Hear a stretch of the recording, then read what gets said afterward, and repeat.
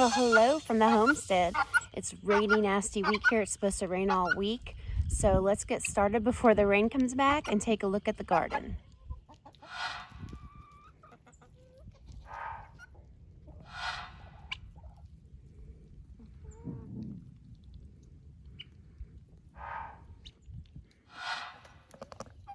Hi, Cotton.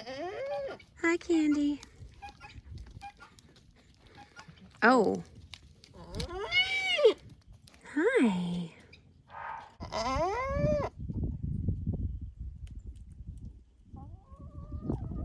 Well, it's day 14 of my raised beds that we put seeds in and have tons of things coming up. Let's take a look. Here is the first bed.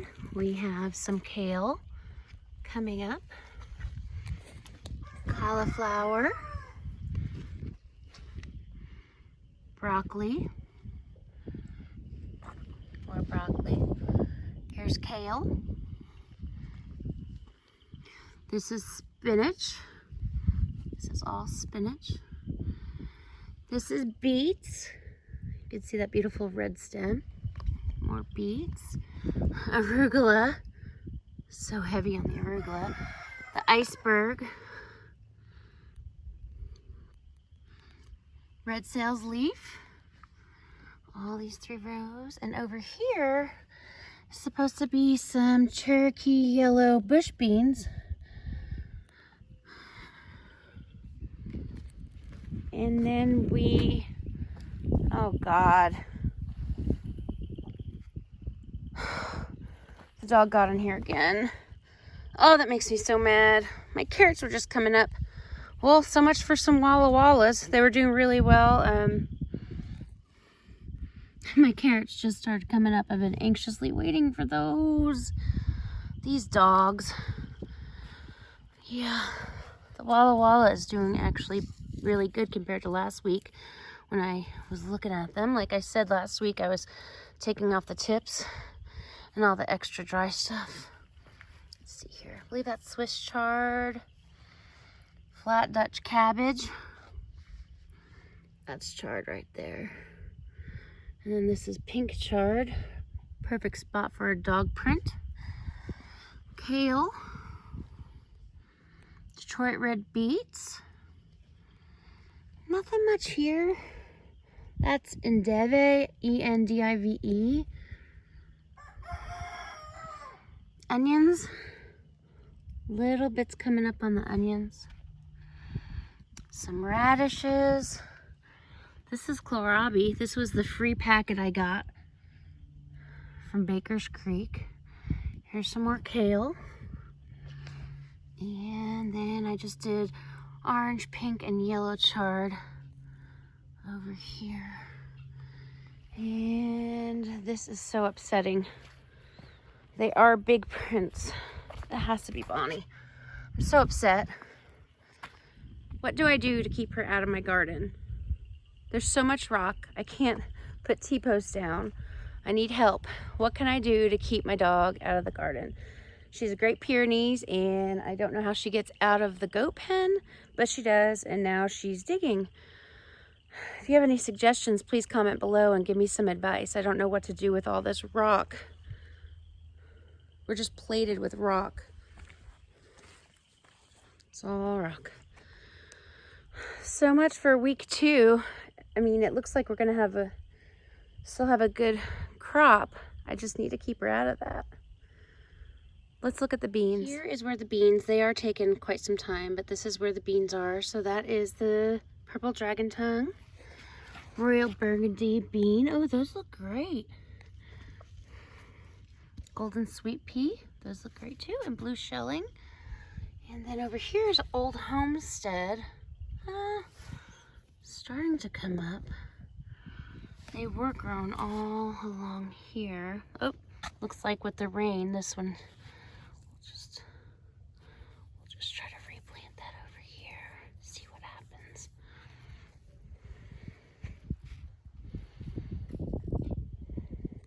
And here is my row of Walla Wallas that will be down the center of my tomato plants once they are able to come out after the frost. And again, like you saw last week, Bonnie. has been digging holes. So this might be a lost cause for these onions, but there's still maybe 6 or 7 in there. I don't know about you, but with all this coronavirus going on, I wish that it was a little bit later in the season so we could at least have our brassicas to eat fresh. I know that the stores are out of milk and eggs. My girls have not laid since August. I don't know what their problem is. It's just the nasty cold weather. I wanted to share a helpful hint. My sister just called me and talked about how in Texas, where she is at Winco, they had eggs and how people were going crazy running through the aisles because that store had eggs and everybody else was out.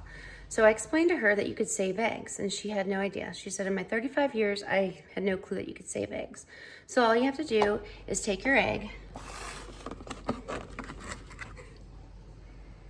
spray some pan inside a muffin pan, and crack each egg and put it in the muffin pan, put it in the freezer, and freeze them. And when you're done, pop them out, put them in a Ziploc, and then you could do the rest. This will keep your eggs frozen for a very long time. You could pull them out as different recipes need them, or if you just want to make breakfast for your family. This is what people do with an overabundance of eggs when their eggs are just sitting on the counter. They can't give them away. Their chickens keep producing. It's, you know, the springtime. I personally wish I had that problem, but I don't. These eggs are from my wonderful neighbors. They're keeping me supplied. But just a quick little thought on what you can do to save some eggs, especially during this social distancing that we're going through right now. And don't forget to keep all your shells. Keep your shells, put them on a cooking tray, cook them about 325 for about 30 minutes. They'll be easier to crush when they come out. Just throw them in a Ziploc, crush them down, and it becomes more powdery and tiny little pieces. And you can put that in your compost or feed it back to your chickens. The whole point of homesteading is so you could be self-sufficient. And when you're just getting started like me, it's not really going to do anything for me right now. Let's hope that this passes quickly. Let's focus more on what we're growing now for the spring, and let's go take a look at what I have inside in my cells that's growing. It's going to be tomatoes, eggplants, peppers, and some cucumbers and squash I just put in last week. That's under the seed mat. So let's go take a look. I just found this little one in my garden. I've been blaming Bonnie, but I'm not quite sure it's not Bear. Are you digging in my garden? Was it you, Bear? I am pretty disappointed in my puppies. Never had livestock guardian dogs before. Bonnie, as you know, does not stay in the pen, and neither does Bear, but he climbs up about 5 holes and crawls out. Cannot wait for him to get bigger so he can't do it anymore. I have no clue how Bonnie gets in and out, because that 17 acres is completely secured. There's no spaces at the bottom for them to get out. She can't climb up over 5 foot, I don't think, with the barbed wire.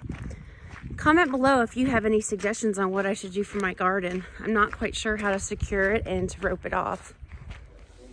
We have had a lot of growth with all of our 6-packs. Like I said, we have lots of tomatoes and peppers and eggplants and the cucumbers, and some of the squashes are coming up. So here's some of the peppers that are coming up. And also some of the tomatoes. These creamberries and these blueberries are a cherry tomato variety. Those are the first to come up. These are all tomatoes as well. I know that they are leggy. I do need to get another source of lighting above them so they could start stalking up. They only get the north light from this window. And here are some of my cucumbers and some of my yellow squashes that are starting to come up.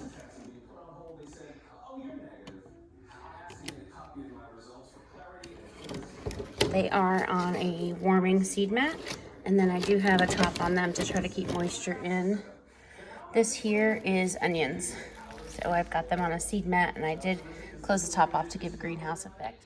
I was able to obtain about 7 of these. I believe they're about 7 to 10 gallon pots, and we are going to do our potatoes in these this year. Since they take up so much room in the garden, we're just going to line these up on the back side of the garden and grow potatoes in it.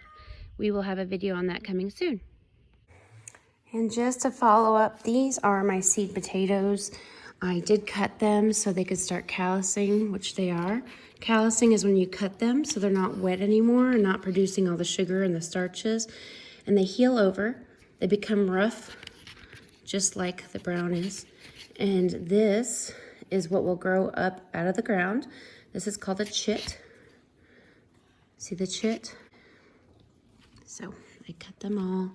Now, I had all this leftover over here that didn't barely have anything on it. There's no chitting, sprouting, nothing. So I did some research and it said that you can cut them and let them callus. They do not need a chit to put them in the ground. Chitting only gives it a 2 week or so advance when you plot them in the ground, and then these come up. What can you do without during this distancing? I'll tell you what I can't do without. It's my coffee. I'm down to about 5 more Keurigs and I'm gonna have to go to the store. What is it that you can't live without?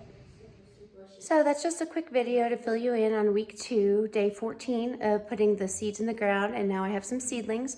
I do have to find out which dog and what I need to do to secure my garden. Help me out. Like I said, comment below if you have any suggestions on what to put around my garden to keep the dogs out or how to keep them in the goat pen.